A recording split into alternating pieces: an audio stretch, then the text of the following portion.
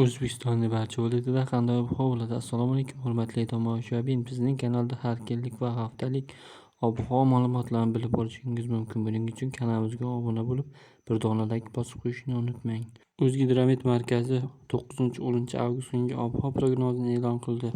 Unga ko'ra, Qoraqalpog'iston Respublikasida havo biroz bulutli bo'ladi, yog'ingarchilik kutilmaydi. Harorat kechasi 20-25 daraja, kunduzi 34-38 daraja bo'ladi. Buxoro, Navoiy viloyatida havo biroz bulutli bo'ladi, yog'ingarchilik kutilmaydi. Harorat kechasi 20-25 daraja, kunduzi 35-40 daraja bo'ladi. Toshkent, Samarqand, Jizzax, Sirdaryo viloyatida havo biroz bulutli bo'ladi, yog'ingarchilik kutilmaydi. Harorat kechasi 20-25 daraja, kunduzi 35-40 daraja bo'ladi. Qashqadaryo va Surxondaryo viloyatida havo biroz bulutli bo'ladi, yog'ingarchilik kutilmaydi. Harorat kechasi 20-25 daraja, kunduzi 35-40 daraja bo'ladi. Andijon, Namangan, Farg'ona viloyatida havo biroz bulutli bo'ladi, yog'ingarchilik kutilmaydi. Harorat kechasi 20-25 daraja, kunduzi 33-38 daraja bo'ladi.